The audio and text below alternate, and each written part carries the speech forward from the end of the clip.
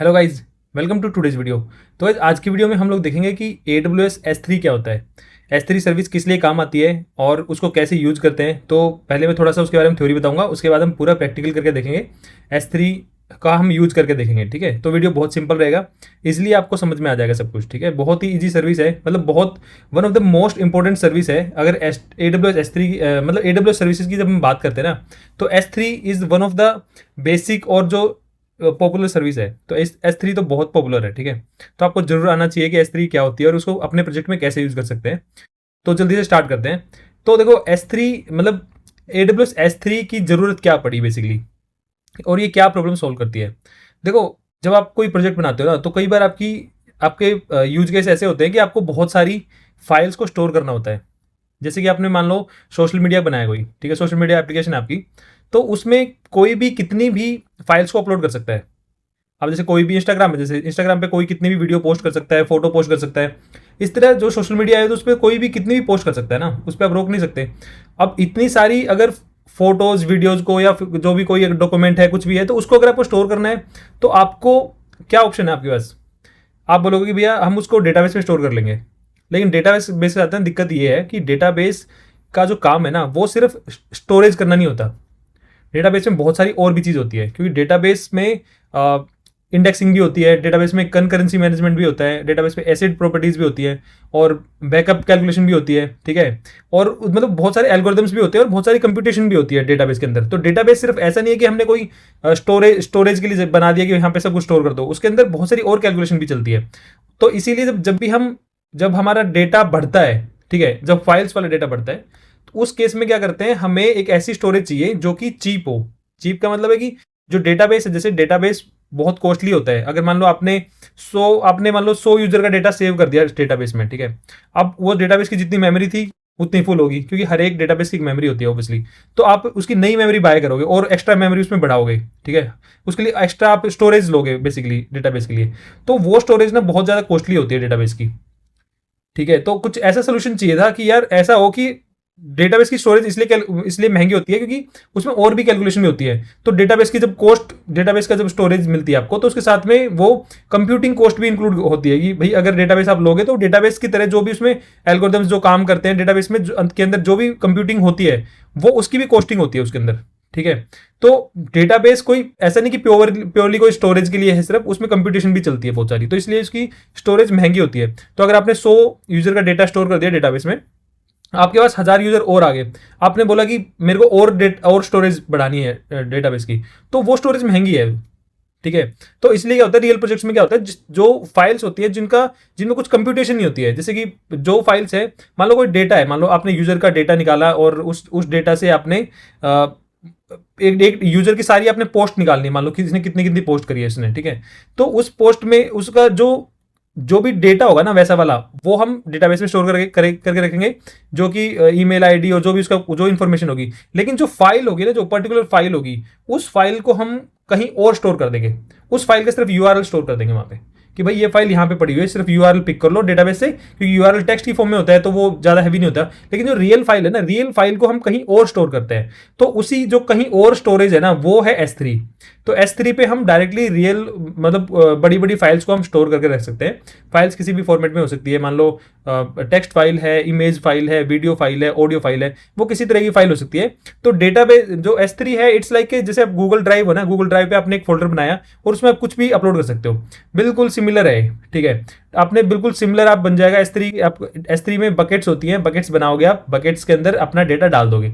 Buckets मतलब folder एक तरह से आपका, आप फोल्डर बनाओगे बकेट्स के अंदर और उसको आप अपने यूज कर लो कहीं भी। तो जो भी स्टोरेज है ना, स्टोरेज के लिए जो फाइल स्टोरेज के लिए है, उसके लिए हम S3 का यूज करते हैं बेसिकली। और जो हमारा नॉर्मल जो डेटा है, जैसे कि जिसपे कैलकुलेशन चलती है, कंप्यूटेशन होती है, इंडेक्सिंग चलती है, उस तरह का डेटा हम अपने डेटाबेस में रखते हैं। और जो फाइल्स होती है, फाइल्स को हम S3 में रखते हैं। तो S3 का यही काम बेसिकली, तो इसलिए हम S3 का यूज करते हैं, ठीक है। एक तो मेन रीजन हो गया हमारा कॉस्ट का, कि डेटाबेस की कॉस्ट ज्यादा होती है और S3 की कॉस्ट बहुत कम होती है, मतलब उसमें कई गुना कम होती है। अगर वहां पे आपको स्टोरेज के लिए आपको अगर $20 पे करने पड़ेंगे, तो यहाँ पे आपको $0.0020 पे करने पड़ेंगे S3 के अंदर। तो इतनी ज़्यादा मतलब चीप होता है S3 बहुत ज़्यादा चीप होता है स्टोरेज वाइज, मतलब कॉस्टली वाइज। तो एक तो है कॉस्ट है, दूसरी चीज है कि डीकपलिंग भी प्रोवाइड करता है। जैसे कि मान लो आपका डेटाबेस है, आपने कोई इमेजेस है, मान लो आपने एक इमेज वहां पे सेव कर दिया अपने डेटाबेस में। अब आपके पास अलग अलग सर्विसेज है, माइक्रो सर्विस बनी हुई है, वो सारी सर्विसेज उसको इमेज को यूज करना चाहती है मान लो, ठीक है। तो आप क्या करोगे, आप अगर आपके डेटाबेस में वो स्टोर्ड होगी तो आपको उस डेटाबेस से एक्सेस भी उन सारी सर्विसेज को देना पड़ेगा। लेकिन हम क्यों एक्स्ट्रा में देंगे उस डेटाबेस का एक्सेस उन सबको सर्विसेज को? हम क्या करेंगे, उस एक इमेज को उठा के S3 पे कर देंगे, और उस S3 का हम सिर्फ, जब S3 का जो है बात है वो हम उन माइक्रो सर्विसेज को दे देंगे और वहां से वो डायरेक्टली एक्सेस कर पाएंगे। हम काम करते हैं, अभी हम देखेंगे प्रैक्टिकली S3 का यूज कैसे करते हैं। तो यहाँ पे आपको दिख रहा होगा ये S3 है, यहाँ पे भी है S3 कंसोल में रिसेंटली में, लेकिन यहाँ से आप सर्च कर सकते हो S3 जब लिखोगे तो S3 में देखो 3 है, बेसिकली 3 आपके सर्विस आती है। ये सर्विसेज में S3 आती है, S3 ग्लेशियर आती है और AWS स्नो फैमिली आती है। तो हम S3 तो मेन S3 यही है, लेकिन इसके बारे में थोड़ा सा एक लाइन बता देता हूँ। S3 तो नॉर्मल जो हम फाइल्स और जो फाइल्स वगैरह स्टोर करते हैं, जो हम अभी प्रैक्टिकल भी करके देखेंगे, वो चीज़ है। S3 ग्लेशियर उसके लिए है कि आपको आर्काइव स्टोरेज करनी है। मान लो आपको गवर्नमेंट को कोई बहुत पुराने रिकॉर्ड्स स्टोर करने हैं जिनका हम जल्दी से एक्सेस नहीं करने वाले हैं, तो ये और भी चीप होती है S3 कंपेरिजन में। तो क्योंकि इसको क्योंकि जब S3 में हम कुछ स्टोर करते हैं ना, तो वो मिली सेकंड्स में हमें मिलता है उसका रिजल्ट, ठीक है, बहुत फास्ट होता है। तो हम वो चीज़ रखेंगे जो हमें फ्रीक्वेंटली यूज होती है, तो वो फाइल्स हम S3 में रखेंगे उस तरह की। अगर कुछ इस तरह की डेटा की कभी मतलब हमने रख दिया है, बस वो सदियों बाद कभी आ सकता है काम, और हम उतना फ्रीक्वेंटली एक्सेस नहीं करने वाले हैं। मान लो इनकम टैक्स डिपार्टमेंट का डेटा है, वो हर साल बहुत सारे डेटा भरे जा रहे हैं, ठीक है, उस डेटा कोई यूज करने वाला नहीं है, लेकिन अगर कभी जरूरत पड़ेगी तो उसको निकाल भी सकते हैं। तो हम S3 ग्लेशियर में रख देंगे उसको, ग्लेशियर में रख देंगे। ग्लेशियर क्या होता है, S3 ग्लेशियर क्या है कि वो और भी ज्यादा चीप होता है, लेकिन उसमें एक्सेस करने में थोड़ा टाइम लग जाता है। जैसे यहाँ तो S3 में तो मिली सेकंड्स में आपको फाइल्स एक्सेस हो जाएगी, ठीक है, लेकिन S3 ग्लेशियर में क्या होगी, आपको 1 घंटे में, आधे घंटे में टाइम लग जाएगा आपको पूरा डेटा आने में पूरा, ठीक है। तो वो स्लो होता है, इसलिए उसकी स्पीड भी बहुत, मतलब उसकी स्टोरेज की कॉस्ट भी बहुत कम होती है। ये S3 ग्लेशियर। थर्ड नंबर पे आता है AWS स्नो फैमिली। तो स्नो फैमिली आपके यूज की चीज नहीं है, पर वैसे बता देता हूं मैं। स्नो फैमिली होती है, मान लो आपको पूरा अपना डेटाबेस है, पूरा आपका पूरा सर्वर का डेटा है, पूरा बहुत बड़ा कुछ है आपका, और वो आपको पूरा माइग्रेट करना है उठा के सारा। ये कंपनीज के लेवल पे होता है, और आपको एज ए डेवलपर इसकी कभी जरूरत नहीं पड़ेगी। मान लो कंपनीज को पूरा अपना डेटा फिजिकल कहीं सर्वर पड़ा हुआ है और उसको उठा के आपको क्लाउड पे लेके जाना है, तो आप इंटरनेट से एक 1 GB अपलोड नहीं करोगे ना। आप क्या करोगे, AWS आपको एक फिजिकल डिवाइस प्रोवाइड करेगा, उस फिजिकल डिवाइस में आप पूरा वायर वगैरह के थ्रू पूरा वो डेटा को ट्रांसफर कर दोगे, फिर आप AWS के डेटा सेंटर पे जाके अपलोड कर दोगे। तो वो उस तरह की चीज़ है, तो उसकी आपको कभी इसकी जरूरत नहीं पड़ने वाली है। ग्लेशियर की भी रेयर ही जरूरत पड़ती है, इसलिए, लेकिन मैंने बता दिया फिर भी। S3 एक ऐसी चीज़ है जो कि बहुत ज़्यादा यूज होती है और सभी प्रोजेक्ट्स में यूज होती है, क्योंकि S3 में बिल्कुल मिली सेकंड में आप एक्सेस कर सकते हो, और आप स्टोरेज भी बहुत कुछ कर सकते हो, और ये ऑटो स्केल होता है। मतलब कि आप कितने भी स्टोरेज करते जाओगे वो अपने आप ही ऑटो स्केल करता जाएगा। नहीं आपको मतलब साइज वो खुद ही बढ़ता जाएगा, तो आपको साइज की टेंशन लेने की जरूरत नहीं है। आप सिर्फ इसमें अपना डालते जाओ डेटा बस आप, ठीक है, आपका बस ये काम है। वो हैंडलिंग कैसे होगी वो सारी चीज AWS देख लेगा, और पूरा सिक्योर भी होता है, वो सिक्योरिटी पॉलिसी वगैरह कैसे लगाएंगे वो भी हम देख लेंगे। तो S3 बहुत फास्ट एक्सेस करता है और इजीली सब कुछ स्टोर करके रख सकता है, तो S3 का इसलिए बहुत ही ज्यादा यूज होता है। तो हम मेन ये है S3, इसी के बारे में पढ़ेंगे अभी।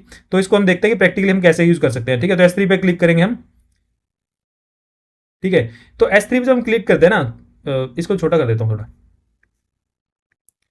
S3 पे जब हम क्लिक करते हैं तो आप देखोगे कि यहाँ पे हमारे पास बकेट्स हैं, बकेट्स।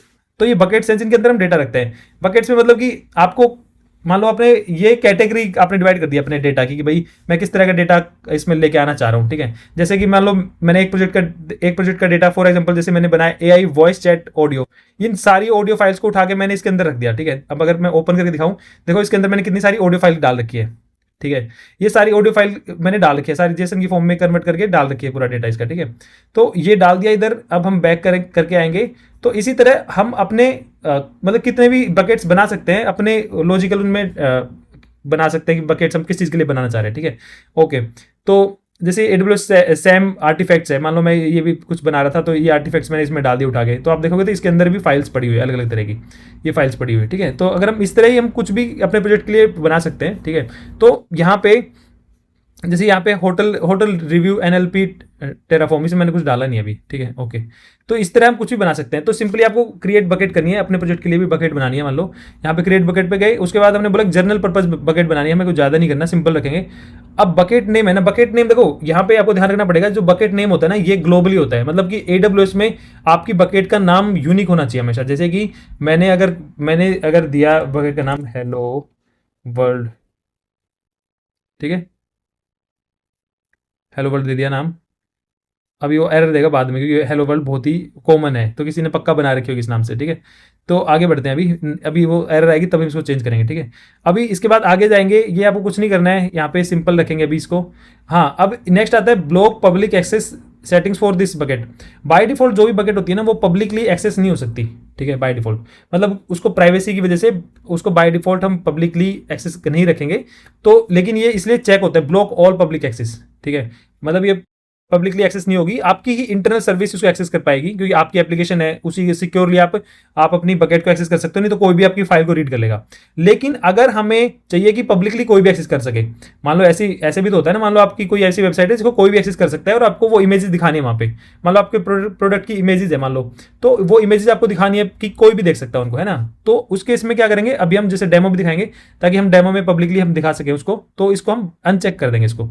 अब ये ब्लॉक ऑल पब्लिक एक्सेस को हमने अनचेक कर दिया, तो अब ये ब्लॉक नहीं है पब्लिक एक्सेस, अब इसको पब्लिकली एक्सेस कर सकते हैं इस वाली बकेट को, ठीक है।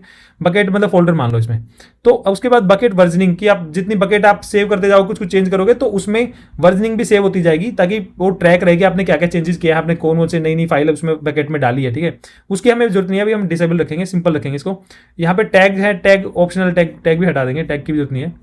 टैग भी बेसिकली उसके लिए होता है कि आपको उस बकेट वो किस चीज़ से रिलेटेड है, मान लो उसका एक नाम दे दिया मान लो आपने कि जैसे प्रोडक्शन रेडी है मान लो प्रोडक्शन के लिए, तो प्रोडक्शन वाली टैग दे दिया उसमें, ठीक है ना, या कोई डिलीवरी का टैग दे दिया आपने कि ये मान लो जून की डिलीवरी से रिलेटेड बकेट्स है इसमें, ठीक है, तो जून डिलीवरी टैग दे दिया, तो आप कुछ भी इसमें एक लेबल लगा सकते हो जिससे आप इजीली इसको बाद में फाइंड आउट कर सकते हो। तो यहाँ एडवांस सेटिंग वगैरह तो इसमें भी हमें नहीं जाना है, हमें सीधे क्रिएट बकेट करना है, सिंपल, ठीक है। क्रिएट बकेट किया, देखो अब ये एरर आई ना, hello world bucket with the name already exist. तो हमेशा जो बकेट नेम है वो आपको ध्यान रखना है कि वो यूनिक होना चाहिए, ध्यान नहीं भी रखोगे तो वो एरर दे देगा, फिर आप अपने आप ध्यान में आ जाएगा, ठीक है। तो इसमें मैं एक चीज़ ऐड कर देता हूँ, हमेशा हम अपना नाम हम ऐड कर देते हैं जिससे कि थोड़ा वो यूनिक बन जाए, हेलो वर्ल्ड शुड, ठीक है। तो मैंने इसका नाम ठीक दे देते हैं, हेलो वर्ल्ड तो कुछ नहीं भी होगा, मान लो बोलेंगे हम इसको AWS, ठीक है, ट्यूटोरियल, ये भी कॉमन ये भी नाम है, ठीक है, शुड 1 2 3 AWS ट्यूटोरियल शुड, ये शायद वो होगा, तो देखते हैं इसको, ठीक है। एक मिनट, क्या बोला इसने, bucket name contents character that are not valid, अच्छा ये इसमें वैलिड नहीं है, इसमें अंडरस्कोर नहीं यूज कर सकते, इसमें ये कर सकते हैं यूज, AWS ट्यूटोरियल शुड, ठीक है, मैंने मान लो दे दिया।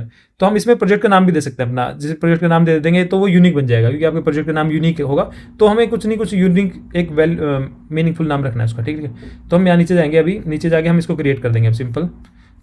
ओके, अभी इसने बोला कि फिर से वार्निंग दे रहा है कि turning off block all public access might result in the bucket that the object within become public. ये फिर से वार्निंग दे रहा है कि भाई तुम गलती से तो नहीं कर दिया तुमने कि तुम अगर पब्लिकली इसको अनचेक कर दोगे इसको, तो फिर तुम्हारी कोई भी एक्सेस कर पाएगा इसको, कोई भी तुम्हारी फाइल वगैरह को रीड कर लेगा। तो देख लो तुम, तो हमने एक्नॉलेज कर दिया कि नहीं हम चाहते हैं डेलिबरेटली ये चीज़, इसको हमने क्रिएट कर दिया, भाई हो जाएगी क्रिएट बकेट, ठीक है। बकेट क्रिएट हो चुकी है, successfully created bucket AWS tutorial should. अब ये बेसिकली एक मेरी बकेट बन गई है। अब इस बकेट में मैं चाहूँ तो फाइल्स डाल सकता हूँ और चाहे तो फोल्डर डाल सकता हूँ, ठीक है। तो जैसे कि हम उस पर बनाते हैं ना, गूगल ड्राइव पे बनाते हैं, उसी तरह बन गई सिंपल। अब यहाँ से ऑप्शन है, या तो मैं क्रिएट फोल्डर कर लूँ, फोल्डर बना दूंगा कि एक फोल्डर में इमेज और कुछ भी नाम से फोल्डर बना सकते हो सिंपल यार, ठीक है, फोल्डर हो गया। या फिर हम अपलोड कर दे, डायरेक्ट फाइल्स को अपलोड कर सकते हैं। तो यहाँ पे फाइल अपलोड करके देखते हैं कुछ थोड़ी सी, ठीक है। फाइल अपलोड मैंने किया, अपलोड किया, और इसको अपलोड पे जाके मैंने यहाँ पे किया ऐड फाइल्स कर दिया, ऐड फाइल किया मैंने, और यहाँ से मैंने मान लो कोई एक फाइल ऐड कर दी है, एक फाइल ऐड कर दी, मान लो ये वाली मैंने ये वाली ऐड कर दी फाइल, एक ये फाइल ऐड होगी, ठीक है। वीडियो थंबनेल डॉट PNG, ये एक मैंने PNG फाइल ऐड कर दी है। चलो एक और ऐड करते हैं, अभी हम कुछ टेक्स्ट की ऐड कर देंगे। के मीन्स क्लस्टरिंग का कोड पड़ा है ये वाला, ठीक है। तो हमने एक PNG फाइल कर दी और एक हमने टेक्स्ट फाइल कर दी। तो इसका टाइप है, देखो एक का टेक्स्ट टाइप है, एक का टाइप है इमेज टाइप की है, ठीक है। ये इनका साइज है। ये फाइल दोनों हमने ऐड कर दी। अब इन ऐड करने के बाद हम इसको सिंपल जाएंगे और सिंपली हम इसका करेंगे, इसको करेंगे अपलोड। सिंपल, बहुत ईजी है ना, जैसे गूगल ड्राइव पे अपलोड करते हैं, सिंपल। ये अपलोड हो गया, अपलोड सक्सेस हो गया, ठीक है। तो अब हम जाएंगे, अगर हम अब हमारी बकेट्स पे जाओ, अभी S3 पे जाओगे, S3 पे यहाँ पे दोबारा चले जाओ, या तो S3 पे जाओ, ठीक है। S3 पे जाओगे तो आपको यहाँ पे अपनी वो दिखाई दे जाएगी, देखो कहाँ गया, ये रहा AWS ट्यूटोरियल सूट, ठीक है। ये होगा क्रिएशन डेट के हिसाब से, इसको वो भी कर सकते हो आप। ये आपने क्रिएशन कर दिया, AWS ट्यूटोरियल सूट ये है ना, ये वाले। तो इसको आप क्लिक करो। अब इस आप बकेट के अंदर आ गए हो। इस बकेट में आप देखोगे तो देखो दो पड़े हुए हैं इसमें डेटा। पहला डेटा है के मीन्स क्लस्टरिंग वाला कोड की टेक्स्ट फाइल पड़ी है, दूसरी हमारा एक थंबनेल का पीएनजी फाइल पड़ी है। तो दोनों पड़ी है। अब हमें ये एक्सेस करना है डेटा, ठीक है। अब एक्सेस कैसे करेंगे, अब देखो इंटरेस्टिंग चीज आएगी। अब हम इस पर क्लिक करेंगे, ठीक है। अब हमें चाहिए कि हमें एक ऐसा यूआरएल मिल जाए कि उस यूआरएल के थ्रू हम कोई भी एक्सेस कर पाए उसको, ठीक है। वो यूआरएल हम अपने प्रोजेक्ट में यूज कर लेंगे। अगर वो यूआरएल मान लो हमें मिल जाता है इस फाइल का AWS वाला यूआरएल, तो उस यूआरएल का यूज करके हम कहीं भी मस्त कर लेंगे यूज। तो इस पे हमने वीडियो थंबनेल डॉट पीएनजी पे क्लिक किया और हमने इसको बोला कि ये वाला हमारे पास ये वाला यूआरएल आ गया, ऑब्जेक्ट यूआरएल इन्होंने देखो ऑटोमेटिकली खुद ही बना दिया। अब हम इसको करेंगे कॉपी। कॉपी किया मैंने और इसको मैंने ओपन किया एक नई जगह पे, मैंने ये पेस्ट कर दिया। लेकिन देखो गाइस ये क्या क्या कह रहा है, एक्सेस डिनाइड, ठीक है। एक्सेस डिनाइड मतलब ये एक्सेस अभी भी हम कर नहीं पा रहे। तो आपको एक छोटा सा और चेंज करना पड़ेगा उसके अंदर, बहुत ही सिंपल है, मैं बताता हूँ कैसे। कहाँ गया, ठीक है। अब हमें क्या करना है कि हमने ब्लॉक ऑल पब्लिक एक्सेस था वो तो हमने अनचेक कर दिया था, लेकिन जो AWS है ना, AWS में हर एक चीज के लिए ना आपको सिक्योरिटी बहुत ज्यादा होती है। तो आपको हर एक चीज के लिए प्राइवेसी पॉलिसी देनी पड़ती है, ठीक है। तो एक हमें छोटी सी प्राइवेसी पॉलिसी और ऐड करनी पड़ेगी कि भाई ये इसको रीड की परमिशन दे दो सबको, और फिर ये आराम से काम, ये सब कोई एक्सेस कर पाएगा इसको, ठीक है। तो हम जाते हैं, अब हम अपनी बकेट्स के ऊपर जाते हैं, क्योंकि हम ये जो परमिशन देंगे बकेट लेवल पे देंगे। तो हम बकेट पे एक बार परमिशन दे देंगे तो उसके अंदर की सारी जितनी भी हमारी फाइल्स वगैरह होगी सारी पब्लिक एक्सेस कर पाएगी। तो हम गए इस पे, गए यहाँ पे। उसके बाद हम गए ये है हमारी AWS ट्यूटोरियल सूट नाम से जो बकेट थी, इसके अंदर दो फाइल पड़ी हुई है। इसके बाद हम जाएंगे परमिशंस पे। परमिशंस पे हम गए, यहाँ पे परमिशंस पे गए। परमिशंस में हमने परमिशन नीचे गए, ये यहाँ पे आ गई बकेट पॉलिसी। हमें ये बकेट पॉलिसी देनी है सिर्फ, ठीक है। तो बकेट पॉलिसी यहाँ पे हमने एडिट किया। अब हम बकेट पॉलिसी में क्या देंगे, तो अब हम बकेट पॉलिसी में सिंपल है, हम चैट जीपीटी से बोल देंगे भाई बकेट पॉलिसी बना दो हमारे लिए, ठीक है। तो वो बकेट पॉलिसी बना के दे देगा और वो यहाँ डाल देंगे, ठीक है। तो भी बनाते हैं वाली। तो गाइज हम चैट जीपीटी पे आ गए हैं, तो इसको हम बोलेंगे create an AWS bucket policy to read the bucket data publicly, ठीक है। ये बोला create an AWS bucket policy to read the bucket data publicly, बस सिंपल। अब ये एक भाई जेसन दे देगा हम बना के। ये देखो इसने जेसन बना के दे दिया, ये जेसन बना के दिया आपने, ये उठाओ जेसन को यहाँ पे लगा दो, ठीक है। अभी भी देखो एक दिक्कत आएगी, लेकिन पहले मैं आपको चला के दिखाऊंगा, ठीक है। अब नहीं, पहले अभी दिखाता हूँ, चलो। देखो अब ये इसने बकेट पॉलिसी बना दिया है, इसने ये सब तो बना दिया है, लेकिन यहाँ पे क्या है कि जब रिसोर्स है ना, हमें रिसोर्स भी तो बताना पड़ेगा ना कि भाई कौन सी बकेट के लिए, मतलब रिसोर्स का यहाँ पे नाम देना होता है। तो जैसे ARN होता है ना, ARN वो किसी भी उसके लिए ARN वो होता है, मतलब किसी भी हम कोई भी रिसोर्स बनाते हैं ना AWS में, उसका एक ARN होता है नेम, हाँ सॉरी, AWS रिसोर्स नेम होती है, ARN होती है। तो हर एक रिसोर्स का एक नाम होता है, तो जो बकेट है ना उसका भी एक नाम है, वो हम दे देंगे यहाँ पे। अभी यहाँ पे यूर बकेट नेम है ना, ये देना है बस खाली। तो देखो ऊपर देखो यहाँ पे क्या है, यहाँ पे यूर बकेट नेम में क्या है, AWS ये ट्यूटोरियल सूट है ना, ये पहले दे दिया, उसको उठाओ और यहाँ पे चिपका दो, बस इसको रिप्लेस कर दो। इतना सिंपल, इतना करना है बस। बाकी /* का मतलब है कि आगे आप सबको दे सकते हो परमिशन। अगर आपको सिर्फ एक ही फोल्डर को देनी है तो उस फोल्डर का नाम भी यहाँ पे कर सकते हो कि इमेज, मान लो आपने सिर्फ इमेज को देनी है तो इमेज को भी कर सकते हो, ठीक है। तो वो सब चीज़ नहीं है, पर हम चाह रहे सबको दे दें। तो हमने सिर्फ पॉलिसी हमने चैट जीपीटी से ले ली और उस पॉलिसी के अंदर सिर्फ हमने अपनी बकेट का नाम दे दिया कि भाई ये वाले रिसोर्स पे कर दो ये काम, बस इतने से करना है आपको। अब आप इसको उठा के कर दो सेव, ठीक है। अब सेव कर दिया, अब आपको वो एक्सेस होनी चाहिए वो वाली फाइल। देखो अब दोबारा रिफ्रेश कर लो इसको, देखो मिल गई ना मस्त। अब आपको ये कैसे एक्सेस करनी है, अब यहाँ तक तो आ गए। अब इस पे दोबारा जाओ, बकेट्स पे जाओ, ठीक है। बकेट्स पे जाओगे तो बकेट्स पे इस पे गए। अब ये जो दोनों फाइल है ना, इन दोनों फाइल के अंदर जब भी आप क्लिक करोगे, जैसे इस पे क्लिक किया टेक्स्ट वाली पे, तो इस टेक्स्ट के साथ भी हमें एक इस फाइल का ऑब्जेक्ट यूआरएल मिलता है, ये वाला मिल गया ना ऑब्जेक्ट यूआरएल। ये यूआरएल आप कहीं भी एप्लीकेशन में अपनी यूज कर लोगे तो आपको ये वाली फाइल आपको डाउनलोड होने के लिए आ जाएगी, या आपकी फाइल आपको एक्सेसिबल हो जाएगी, ठीक है। अगर ये वाला यूआरएल है कि इसको मैंने क्लिक किया तो आप कोई भी इसको डाउनलोड कर सकता है सिंपली। इसी तरह मैं अगर इसको कॉपी करता हूँ, कॉपी किया मैंने और एक अलग ही टैब में जाके इसको मैंने पेस्ट कर दिया लाइक दिस, और फिर एंटर मारा तो फिर से आपको ये डाउनलोड होने के लिए आ गया। अगर मैं दिखा भी देता हूँ आपको, अगर ये फाइल डाउनलोड हो गई है और इसके बाद ओपन करेंगे तो अभी हम देखो ये फाइल हमारी पूरी रीड भी आप कर सकते हो, टेक्स्ट भी पूरा दिख रहा है इसके अंदर, ठीक है वाला, ठीक है, सिंपल है।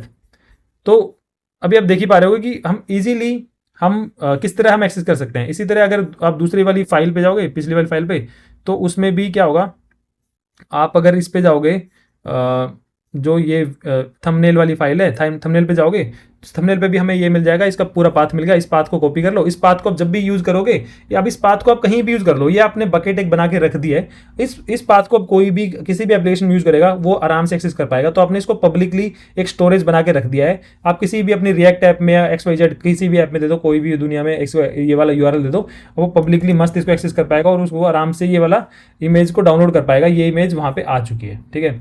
तो आप अब समझ गए होंगे कि S3 का हम यूज कैसे करते हैं, कितनी ईजी है, सिंपल तरीके से S3 का यूज कर सकते हैं।